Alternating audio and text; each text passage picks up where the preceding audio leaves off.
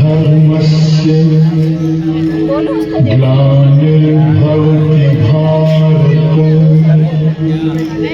अभ्युत्थानम् अधर्मस्य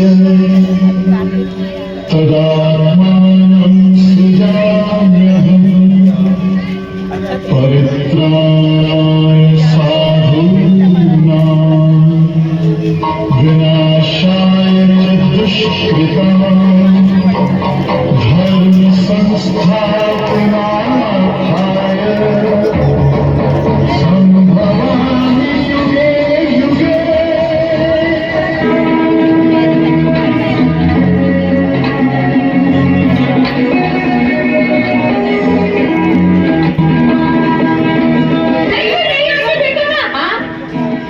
खेलना आता नहीं और भाग भी नहीं सकोगे।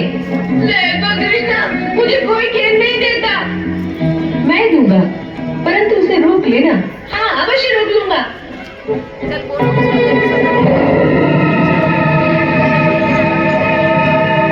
मैं कहता था ना कि मंसूफा को मत दो, ये नहीं रोक सकता। और वहाँ से गेंद लाएगा कौन? भेजो मंसूफा को। नहीं नहीं, मंसूफा को क्यों? वो बेचारा डूब जाएगा।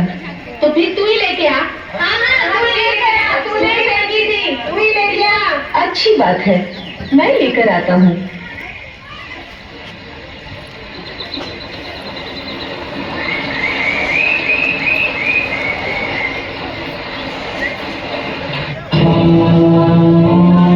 रुक जाओ छोटे मुखिया, रुक जाओ। छोटे मुखिया रुक जाओ, छोटे मुखिया रुक जाओ। नहीं तो नदी में गिर जाओगे। नदी में ही तो कूदने जा रहा हूँ काका। क्या कहा? नदी में कूदोगे? क्या आत्महत्या करने की सोच रही है क्या? नहीं नहीं, हमारी गेंद यहाँ गिर गई है, उसे निकालने जा रहा हूँ। नहीं लल्ला, तुम कुछ नहीं जानते, तुम कुछ नहीं जानते। ये कालियाग है, कालियाग है। इसमें माँ भयंकर सर्पों का राजा कालिया नाग रहता है। आ जाओ जाना, हमें गेंद नहीं चाहिए, तुम आ जाओ। अरे, तुम्हारा सेनापति किसी नाग के भय से वापस आने वाला नहीं। देखते रहो मैं क्या करता हूँ।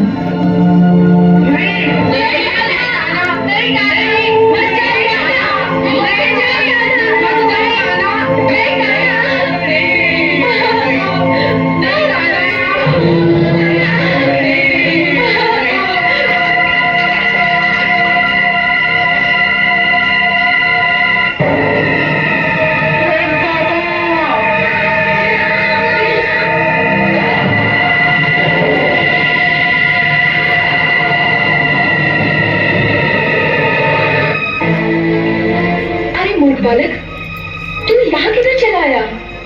मेरी गेंद यहाँ गिर गई है, उसे लेने आया हूँ। हाँ? गेंद? कैसी गेंद? इतनी छोटी सी खेलने की गेंद। अरे इतनी छोटी सी गेंद तो क्या, यहाँ हाथी भी गिर जाए तो नागराज के विष से भस्म हो जाता है। जाने तू अभी तक कैसे बच गया? जा वापस चला जा। खाली हाथ लौट जाऊंगा तो मेरे मित्र मुझ पर क्रोध करेंगे। मित्रों के क्रोध से तो तू बच जाएगा, परंतु नागराज के क्रोध से तुझे कौन बचाएगा पगले? तुम? मैं? हाँ, तुम ही तो अपने पति के क्रोध से मुझे बचा लोगी ना मैया।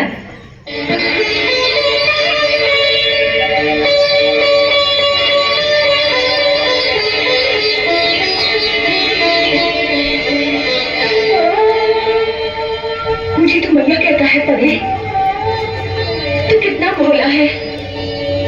एक गेंद के पीछे क्यों भी प्राण गंवाने चला आया? देख, ये सर्पों के राजा कालिया का दल है, यहाँ आने पर कोई प्राणी जीवित नहीं मर सकता। तेरा भाग्य अच्छा है, नागराज सो रहे हैं, तू जल्दी यहाँ से भाग जा। यहाँ तक आ गया हूँ तो नागराज से मिले बिना कैसे चला जाऊँ? बालक क्यों अपनी जान के पीछे पड़ा है?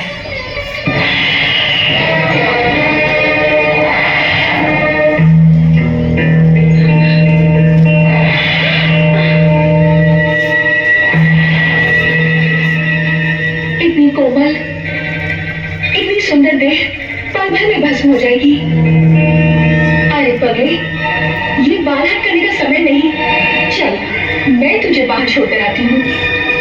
मुझ पर दया न करो नागरानी, अपने पति पर दया करो। उसने हमारे वृंदावन को अपने रिश्ते दूषित कर रखा है। उसने हमारी यमुना जी को विषैला कर दिया है। आज मैं उसे यहाँ से निकालने आया हूँ। कौन है जिसने हमारे विश्राम में भंग डाला है? कौन है? कौन है? ये जीवित यहाँ तक कैसे पहुंच गया? इसे यहाँ कौन लाया है? हम नहीं जानती स्वामी, ये स्वयं ही यहाँ तक आ गया है। कोई अनजान बालक है, इसकी भूल को क्षमा कर दीजिए। क्षमा करना हमारे स्वभाव के विरुद्ध है, और ये तो स्वयं ही काल का ग्रास बनने आ गया है। कौन हो तुम? कृष्ण। कृष्ण? कौन कृष्ण? वह कृष्ण जो काल का भी काल है, वह कृष्ण जो तुम जैसे दुष्टों का विनाश करने के लिए धरती पर अवतीर्ण हुआ है। हमें पहचानो सर्पराज, इससे पहले कि तुम्हारे ही दुष्कर्मों की अग्नि तुम्हें ही भस्म कर दे, हम तुम्हें एक अवसर देते हैं कि तुम अपने अहंकार को त्याग कर सच्चे हृदय से हमारी शरण में आ जाओ। हम तुम्हें समस्त पापों से मुक्त करके क्षमा कर देंगे। हमें दया की भेंट मांगने को कह रहे हो, जबकि इस समय तुम्हारे प्राण हमारी दया पर निर्भर है। तो दंड बालक, जब किसी प्राणी के सर पर काल मंडराता है तो उसकी बुद्धि भ्रष्ट कर देता है। देखो मृत्यु कैसे आती है। नहीं स्वामी, क्षमा कर दीजिए, बहुत भोला बालक है। हट जाओ रानी, मृत्यु उसके सामने खड़ी है, अब इसे कोई नहीं बचा सकता। वास्तव में मृत्यु अब तुम्हारे सामने खड़ी है और हम तुम्हें अब भी बचा सकते हैं। हाँ। मूर्ख सर, तुम्हारी पत्नी सचमुच पतिव्रता है। उसके हृदय में जो ममता का पवित्र स्रोत हमने देखा है, उसी ने अब तक तुम्हारे प्राणों की रक्षा की है। उसी के कारण मैंने उसे मैया भी कहा है, और उसी को देखकर हमारी दया का सागर तरंगित हो रहा है। उस पर यमुना जी भी हमारी प्रिया है। हम उनके पवित्र जल रूपी आंचल पर तुम जैसे दुष्ट के अपवित्र रक्त का दाग नहीं लगाना चाहते। इस अवसर का लाभ उठाकर सच्चे हृदय से हमारी शरण में आ जाओ। हमारी करुणा का द्वार सर्वदा खुला रहता है। बहुत हो गया, अब तेरी अंतिम घड़ी आ गई है।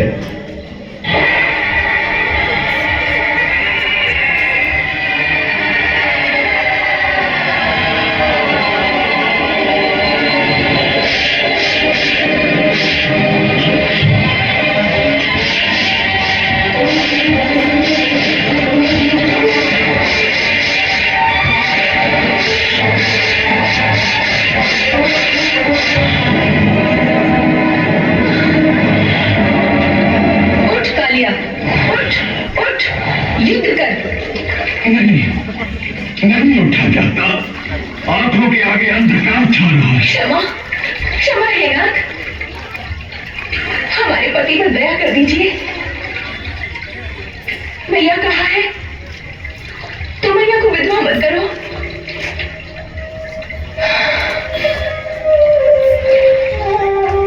स्वामी, प्रभु की शरण में जाइए।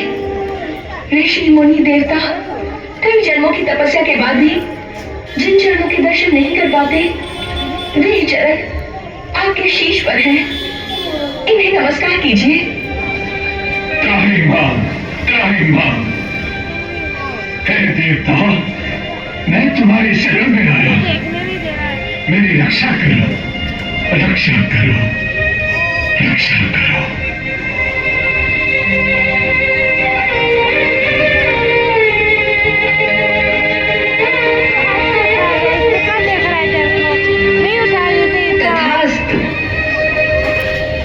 जाओ सर्पराज, मैं तुम्हें जीवन दान देता हूँ। पकड़ के अब हमें बाहर लेकर चलो।